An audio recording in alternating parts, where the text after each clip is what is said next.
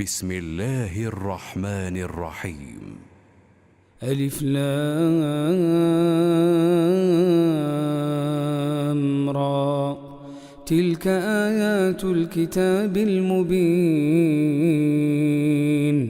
إنا أنزلناه قرآنا عربيا لعلكم تعقلون.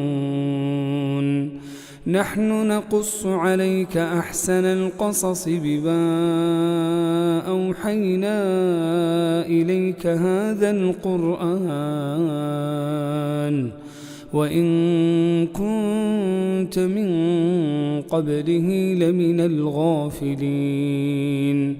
إذ قال يوسف لأبيه يا أبت إني رأيت 11 كوكبا والشمس والقمر رأيتهم لي ساجدين.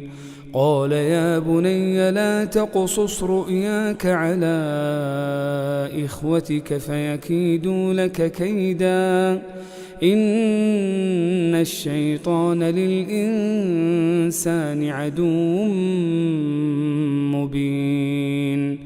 وكذلك يجتبيك ربك ويعلمك من تأويل الأحاديث ويتم نعمته عليك وعلى آل يعقوب كما أتمها على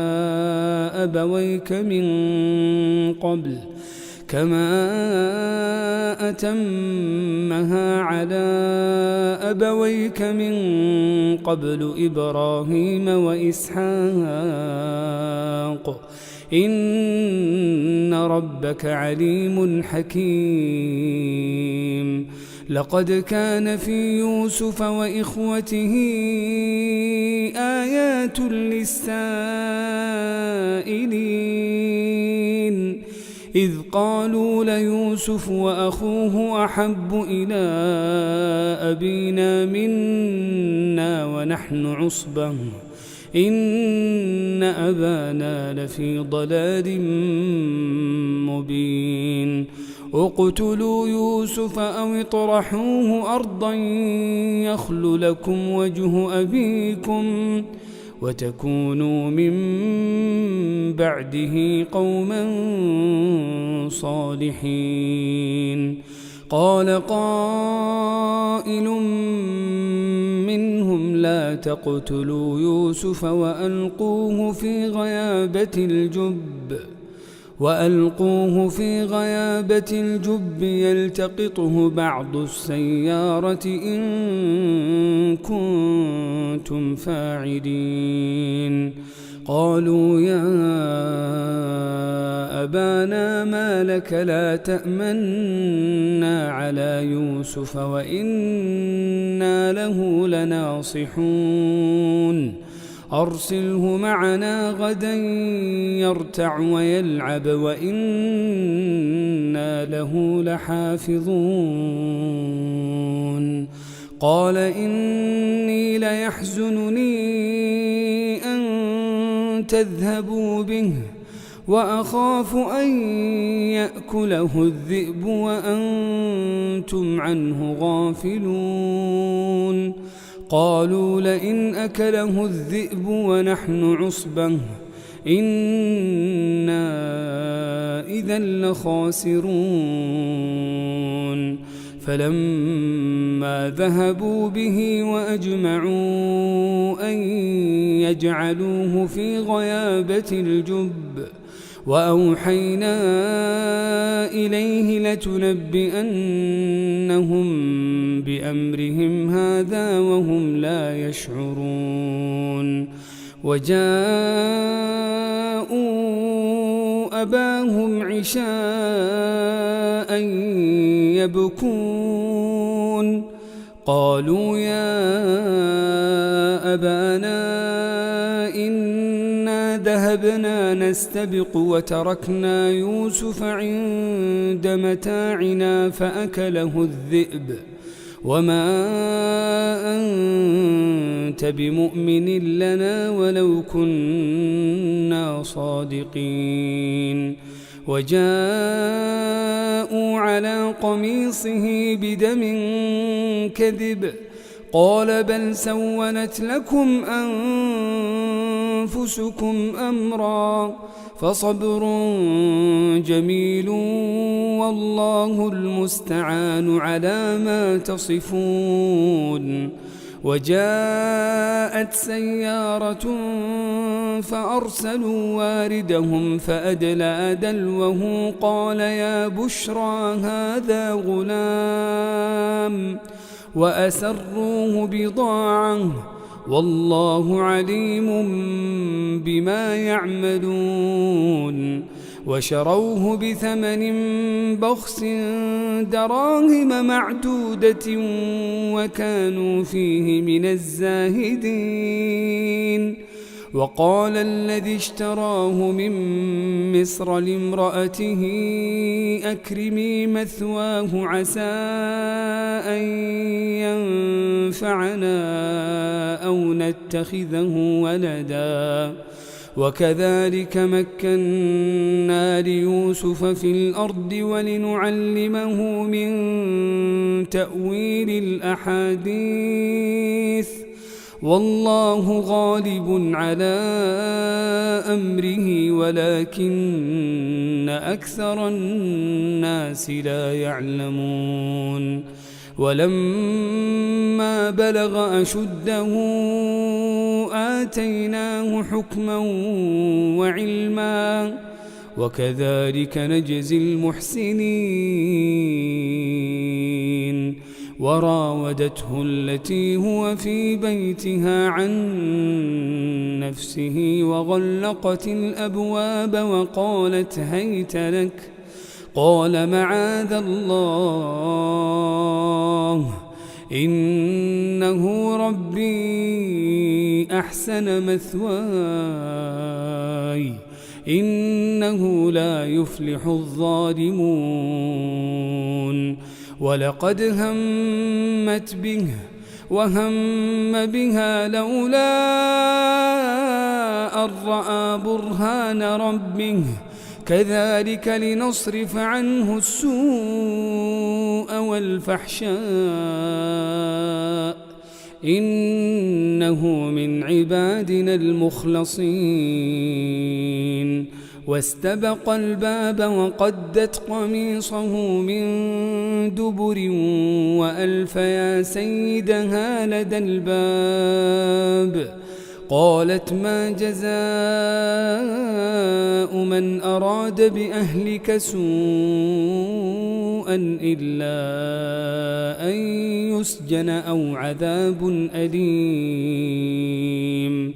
قال هي راودتني عن نفسي وشهد شاهد من أهلها إن كان قميصه قد من قبل فصدقت وهو من الكاذبين وإن كان قميصه قد من دبر فكذبت وهو من الصادقين. فلما رأى قميصه قد من دبر قال إنه من كيدكن إن كيدكن عظيم. يوسف أعرض عن هذا واستغفري لذنبك إنك كنت من الخاطئين. وقال نسوة في المدينة امرأة العزيز تراود فتاها عن نفسه قد شغفها حبا إنا لنراها في ضلال مبين. فلما سمعت بمكرهن أرسلت إليهن وأعتدت لهن متكئا وأعتدت لهن متكأ وآتت كل واحدة منهن سكينا وقالت اخرج عليهن فلما رأينه أكبرنه وقطعن أيديهن وقلن حاش لله ما هذا بشرا إن هذا إلا ملك كريم. قالت فذلكن الذي لمتنني فيه ولقد راودته عن نفسه فاستعصم ولئن لم يفعل ما آمره ليسجنن وليكونن من الصاغرين. قال رب السجن أحب إلي مما يدعونني إليه وإلا تصرف عني كيدهن أصب إليهن وأكن من الجاهلين. فاستجاب له ربه فصرف عنه كيدهن إنه هو السميع العليم. ثم بدا لهم من بعد ما رأوا الآيات ليسجننه حتى حين. ودخل معه السجن فتيان قال أحدهما إني أراني أعصر خمرا وقال الآخر إني أراني أحمل فوق رأسي خبزا تأكل الطير منه نبئنا بتأويله إنا نراك من المحسنين. قال لا يأتيكما طعام ترزقانه إلا نبأتكما بتأويله قبل أن يأتيكما ذلكما مما علمني ربي إني تركت ملة قوم لا يؤمنون بالله وهم بالآخرة هم كافرون. واتبعت ملة آبائي إبراهيم وإسحاق ويعقوب ما كان لنا أن نشرك بالله من شيء ذلك من فضل الله علينا وعلى الناس ولكن أكثر الناس لا يشكرون. يا صاحبي السجن أأرباب متفرقون خير أم الله الواحد القهار. ما تعبدون من دونه إلا أسماء سميتموها أنتم وآباؤكم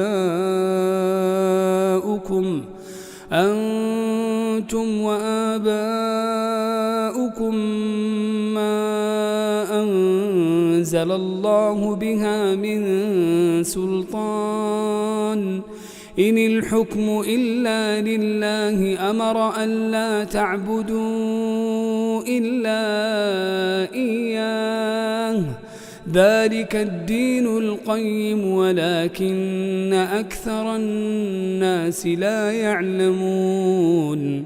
يا صاحبي السجن أما أحدكما فيسقي ربه خمرا وأما الآخر فيصلب فتأكل الطير من رأسه قضي الأمر الذي فيه تستفتيان.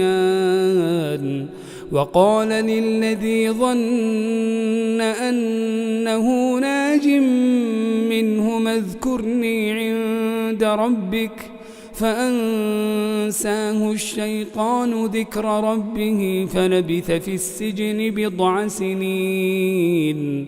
وقال الملك إني أرى 7 بقرات سمان يأكلهن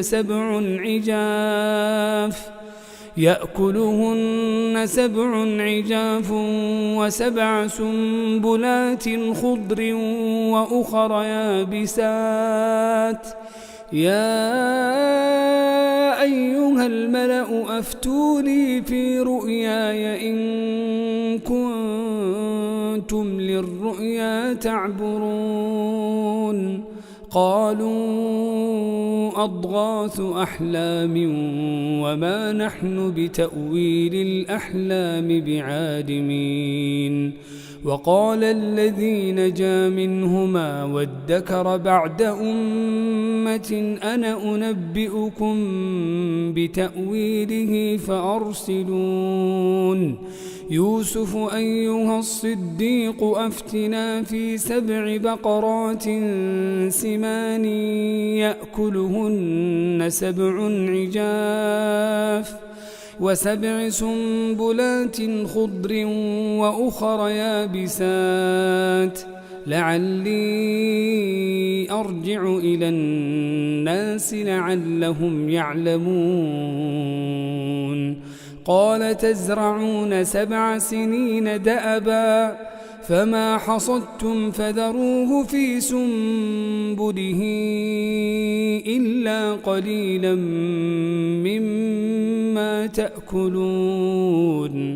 ثم يأتي من بعد ذلك 7 شداد يأكلن ما قدمتم لهن إلا قليلا مما تحصنون. ثم يأتي من بعد ذلك عام فيه يغاث الناس وفيه يعصرون. وقال الملك ائتوني به فلما جاءه الرسول قال ارجع إلى ربك فاسأله ما بال النسوة اللاتي قطعن أيديهن إن ربي بكيدهن عليم. قال ما خطبكن إذ راوتن يوسف عن نفسه قلن حاش لله ما علمنا عليه من سوء. قالت امرأة العزيز الآن حصحص الحق أنا راودته عن نفسه وإنه لمن الصادقين. ذلك ليعلم أني لم أخنه بالغيب وأن الله لا يهدي كيد الخائنين. وما أبرئ نفسي إن النفس لأمارة بالسوء إلا ما رحم ربي إن ربي غفور رحيم. وقال الملك ائتوني به أستخلصه لنفسي فلما كلمه قال إنك اليوم لدينا مكين أمين. قال اجعلني على خزائن الأرض إني حفيظ عليم. وكذلك مكنا ليوسف في الأرض يتبوأ منها حيث يشاء نصيب برحمتنا من نشاء ولا نضيع أجر المحسنين. ولأجر الآخرة خير للذين آمنوا وكانوا يتقون. وجاء إخوة يوسف فدخلوا عليه فعرفهم وهم له منكرون ولما جهزهم بجهازهم قال ائتوني بأخ لكم من أبيكم ألا ترون أني أوفي الكيل وأنا خير المنزلين فإن لم تأتوني به فلا كيل لكم عندي ولا تقربون قالوا سنراود عنه أباه وإنا لفاعلون وقال لفتيانه اجعلوا بضاعتهم في رحالهم لعلهم يعرفونها إذا انقلبوا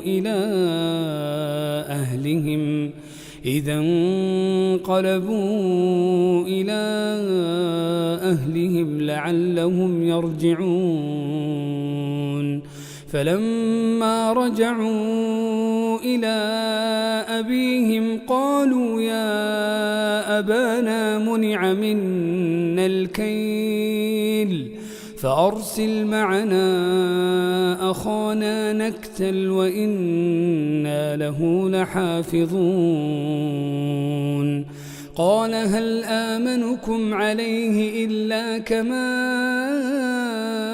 أمنتكم على أخيه من قبل فالله خير حافظا وهو أرحم الراحمين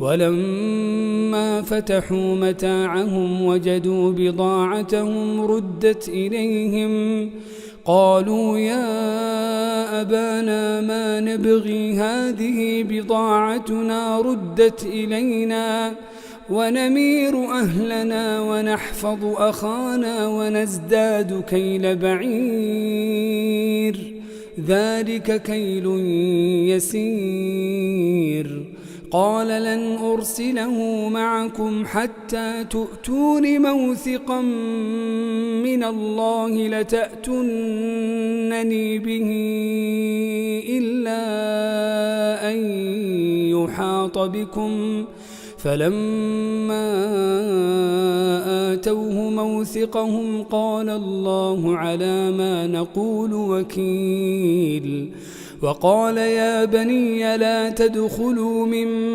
باب واحد وادخلوا من أبواب متفرقة وما أغني عنكم من الله من شيء إن الحكم إلا لله عليه توكلت وعليه فليتوكل المتوكلون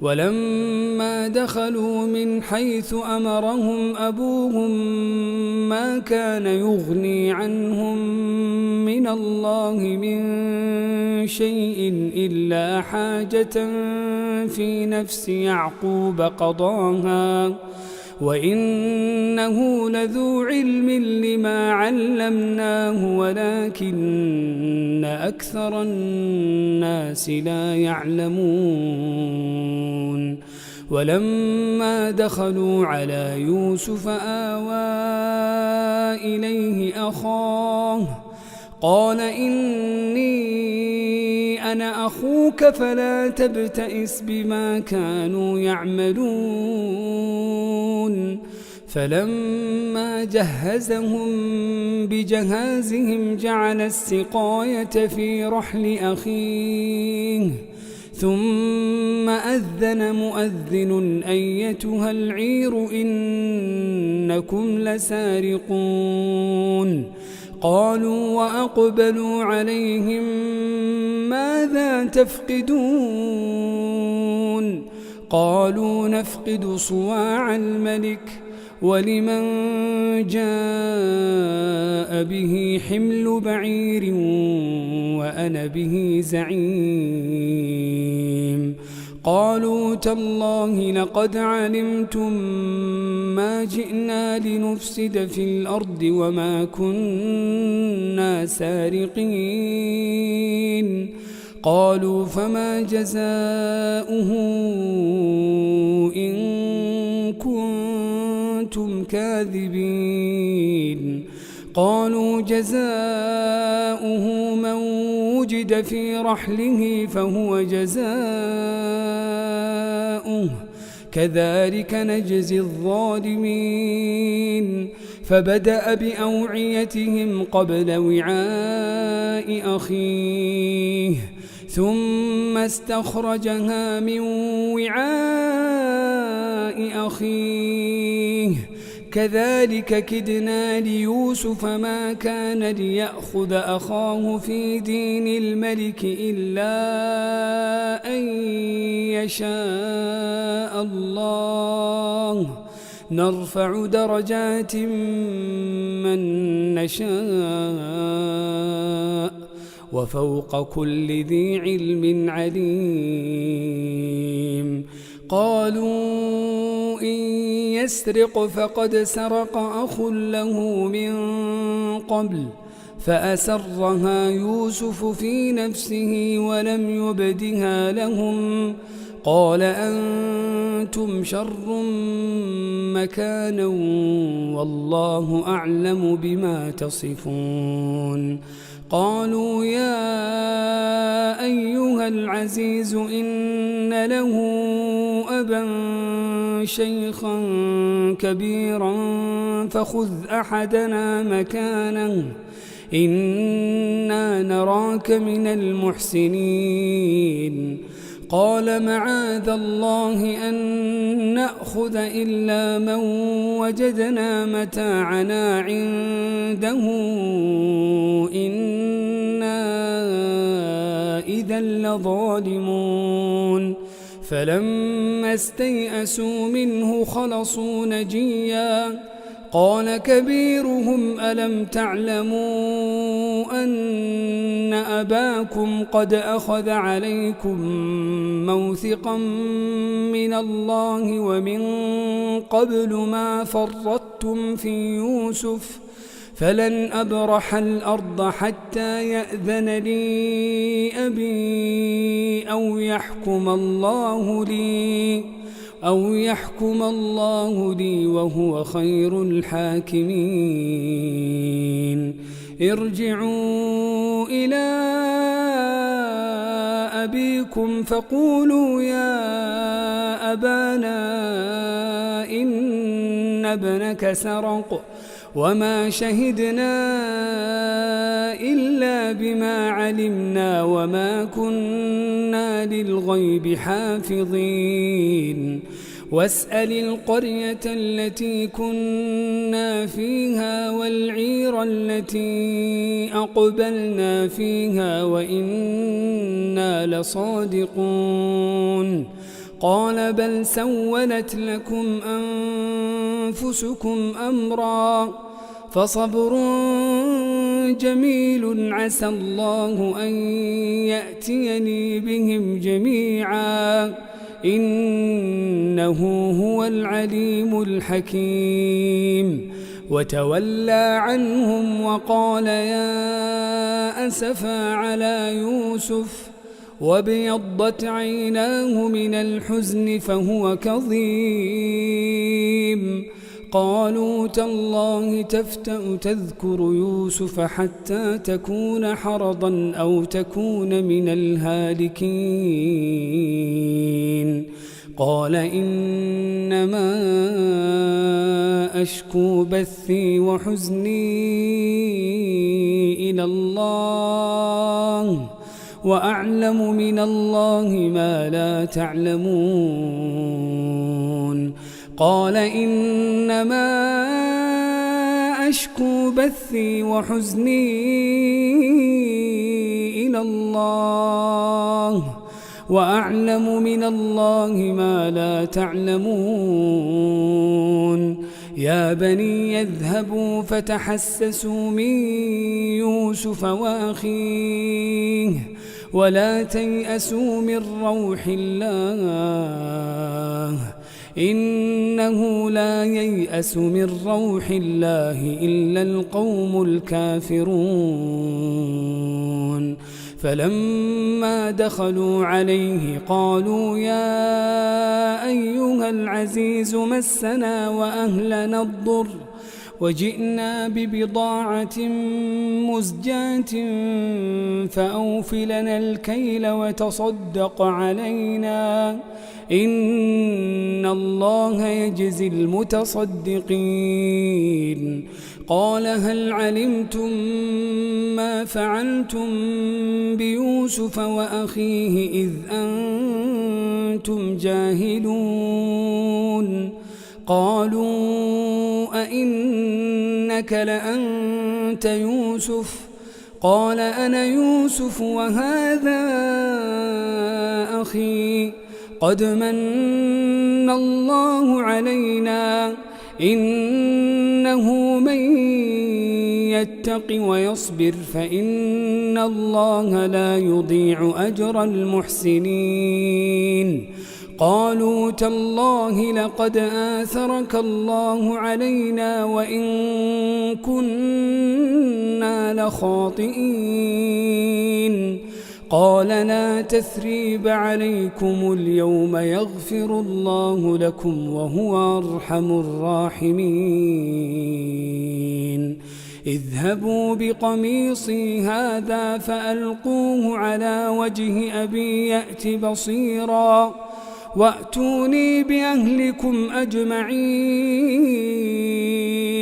ولما فصلت العير قال أبوهم إني لأجد ريح يوسف لولا أن تفندون قالوا تالله إنك لفي ضلالك القديم فلما أن جاء البشير ألقاه على وجهه فارتد بصيرا قال ألم أقل لكم إني أعلم من الله ما لا تعلمون قالوا يا أبانا استغفر لنا ذنوبنا إنا كنا خاطئين قال سوف أستغفر لكم ربي إنه هو الغفور الرحيم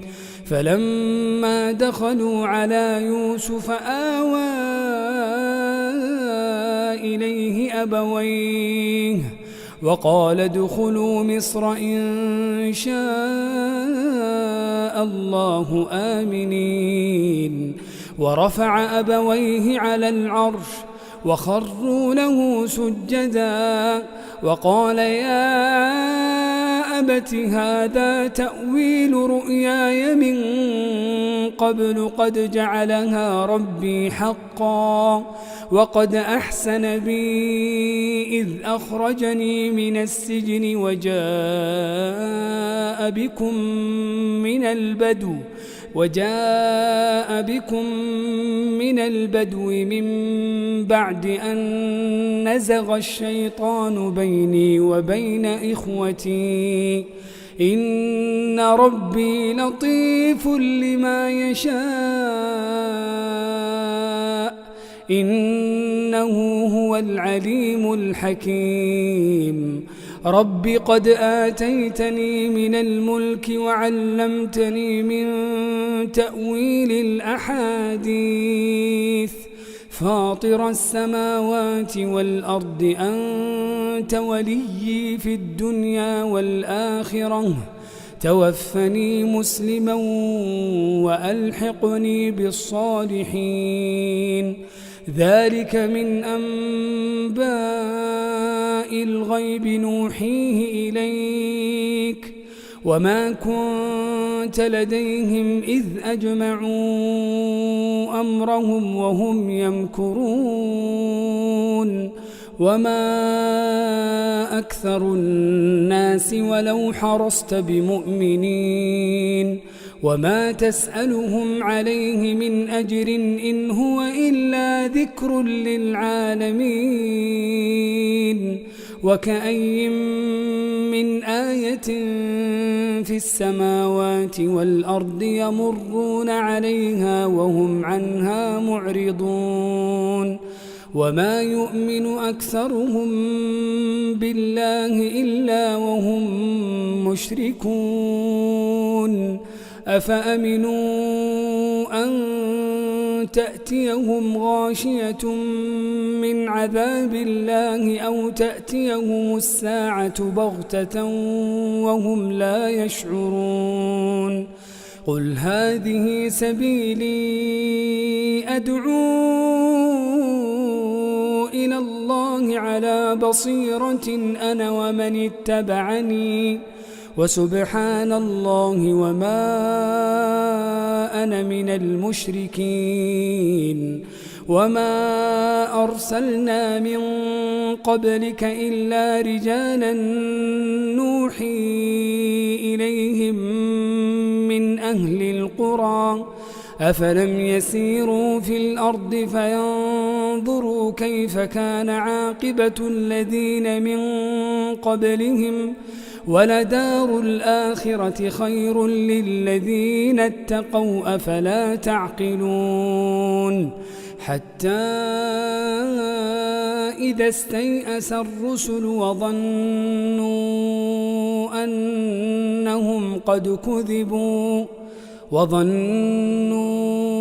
أنهم قد كذبوا جاءهم نصرنا فنجي من نشاء ولا يرد بأسنا عن القوم المجرمين لقد كان في قصصهم عبرة لأولي الألباب ما كان حديثا يفترى ولكن تصديق الذي بين يديه وتفصيل كل شيء وهدى ورحمة لقوم يؤمنون